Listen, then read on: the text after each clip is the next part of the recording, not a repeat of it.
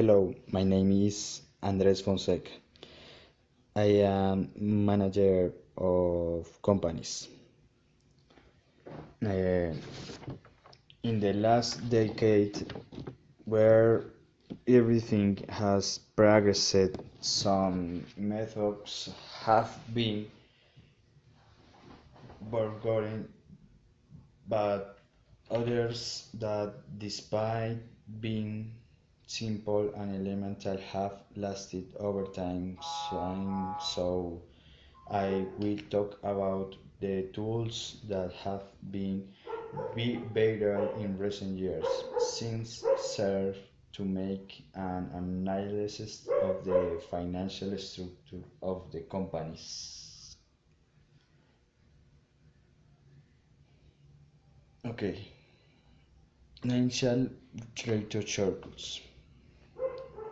Reading financial statements is one thing. Analyzing them and deciphering their true meaning is another. To do that, you need to understand the seven essential financial ratios. They're like a shortcut for filtering our goods stocks. The first is gross profit margin. This represents the proportion of money left over after subtracting the cost of goods sold. To calculate gross profit margin, take gross profit and divide by sales. The higher the margin, the more profitable a company is. Margin of 15% or more are considered good.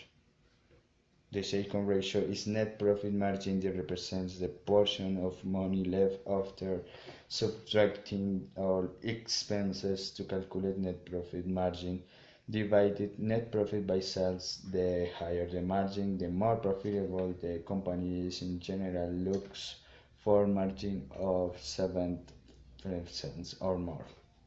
The third ratio is return quite or ROE. This measures how much profit a company makes for shareholders. Required to calculate ROE, take the net profit and divide by equity. The higher the number, the more money the company makes for its shareholders. Look for an ROE of 70% or higher. The fourth essential ratio is the current ratio. This measures a company's current assets against its current liabilities. To calculate the current ratio, simply divide the current assets by the current liabilities. The higher the ratio, the more likely the company will be able to cover short-term liabilities. A good current ratio is anything above 1. The fifth ratio should know the to cash flow ratio. This measures the company debts against its operation cash flow. To calculate this, may take the company's total debt and divide in base operation cash flow. The lower the ratio, the better the company's ability to finance their operation. Any raise length of required is considered good.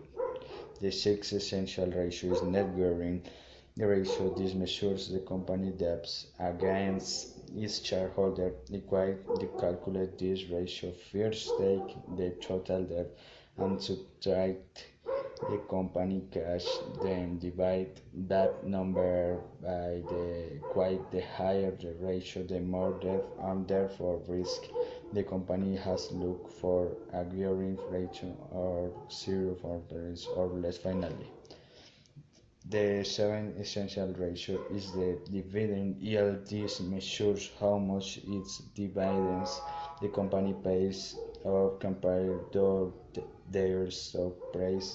To calculate the dividend yield, take the dividend per share and divide here.